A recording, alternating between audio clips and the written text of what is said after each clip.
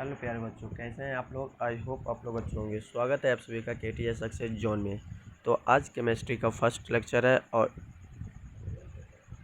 और इसमें हम करने वाले हैं 50 most important objective question. Physics का हम कंप्लीट कर चुके हैं और आज हम शुरू करने वाले हैं केमिस्ट्री का। तो चलिए स्टार्ट करते हैं।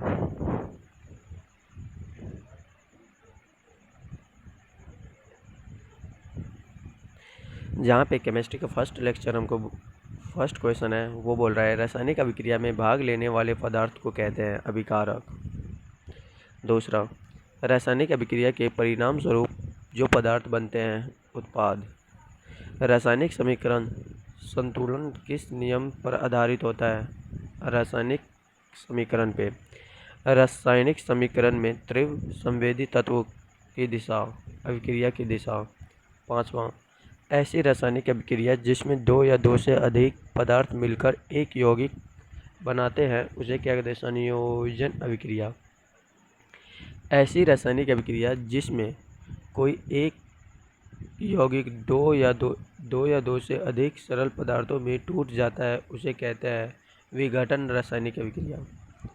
क्या कहते हैं? विघटन रासायनिक अभिक्रिया। 7 नंबर, जब किसी यौगिक में एक तत्व दूसरे तत्व को विस्थापित कर देता है उसे कहता है विस्थापन अभिक्रिया। 8 नंबर, रासायनिक अभिक्रिया जिसमें दो यौगिक के तत्व आपस में स्थान बदलते हैं उसे कहते हैं द्विविस्थापन अभिक्रिया। हाइड्रोजन के जलने से होने वाली अभिक्रिया क्या होता है? हाइड्रोजन से जलने से होने वाली अभिक्रिया क्या होता है? अपचयन। आयनों के आदान प्रदान से होने वाली अभिक्रिया क्या कहलाता है? द्विविस्थापन। 11 नंबर, ऐसी रासायनिक अभिक्रिया जिसमें अधिक क्रियाशील तत्व कम क्रियाशील तत्व को उसके यौगिक से विस्थापित कर देता है, वही एकल विस्थापन अभिक्रिया। 12 नंबर, ऐसी रासायनिक अभिक्रिया जिसमें ऊर्जा और गैस निकलते हैं उसे अपचयन कहते हैं। 13 नंबर, उपचयन अभिक्रिया की विशेषता क्या होता है? उपचयन जो होता है ना वो। 14 नंबर, ऐसी अभिक्रिया जो विद्युत द्वारा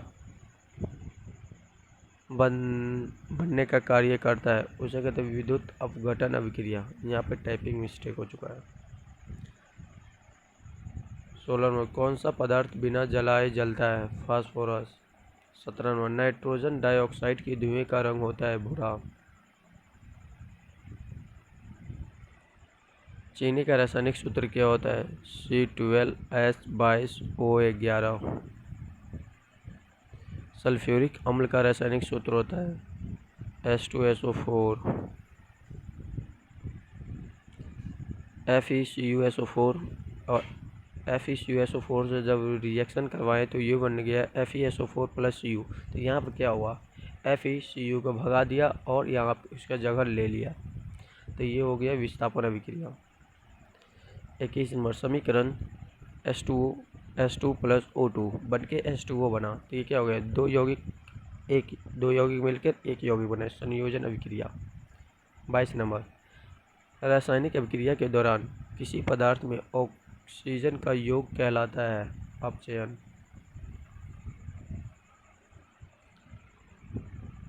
23 नंबर, रासायनिक अभिक्रिया के दौरान किसी पदार्थ में ऑक्सीजन का ह्रास होता है तो उसे कहते हैं अपचयन अभिक्रिया।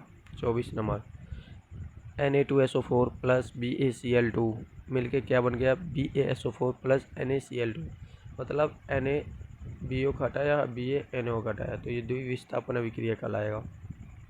25 नंबर, Zn + CuSO4 मिलकर क्या बनाया? ZnSO4 + Cu। यह रासायनिक अभिक्रिया किस प्रकार की है? तो यहाँ पे देखिए, जो Zn था ना वो Cu को अपनी जगह से भगा दिया और उसका जगह ले लिया, तो ये कौन सा स्थापन हो गया? विस्थापन, मतलब एक को हटाया और दूसरा की जगह ले लिया। 26 नंबर, CuO + H2O मिलकर क्या बनाया? Cu + H2O। तो यहाँ पर किस प्रकार का अभिक्रिया? अपचयन, यहाँ पर ऑक्सीजन का अपचयन हो। 27 नंबर, समीकरण CaCO3 CaO + CO2 किस प्रकार की अभिक्रिया है? विघटन।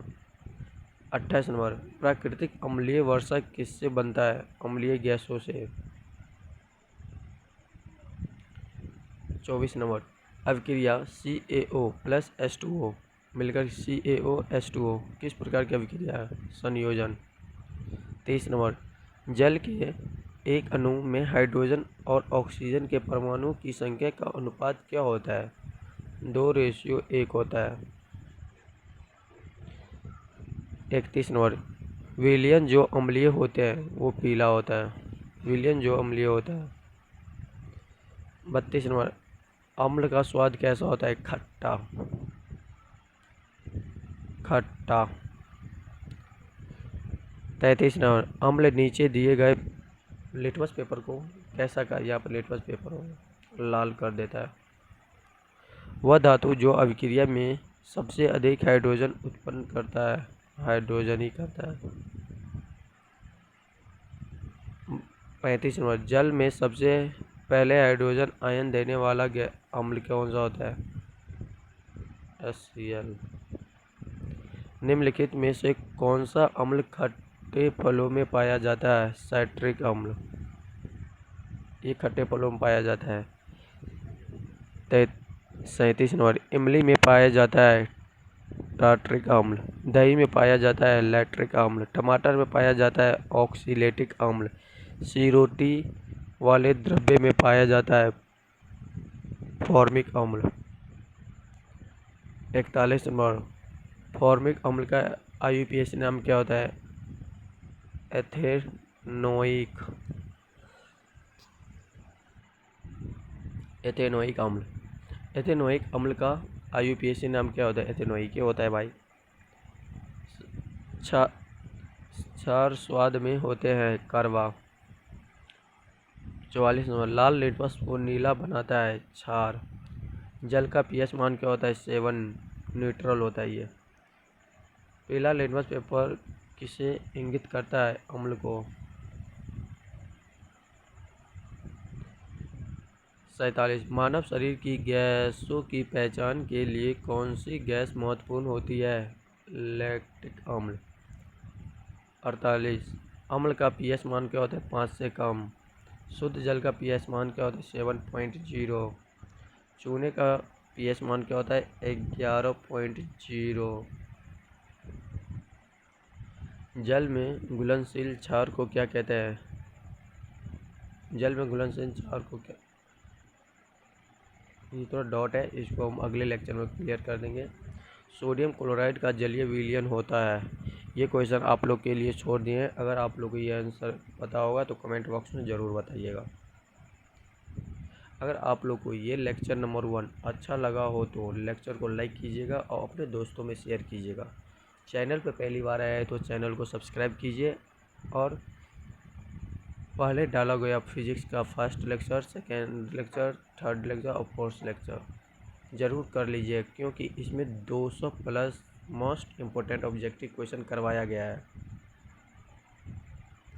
अगर चैनल को आप लोग सब्सक्राइब ज़रूर कर लीजिएगा। अगर तब तक आप लोग पढ़ते रहिए और आगे बढ़ते रहिए। मिलते हैं लेक्चर नंबर 2 में। Bye bye.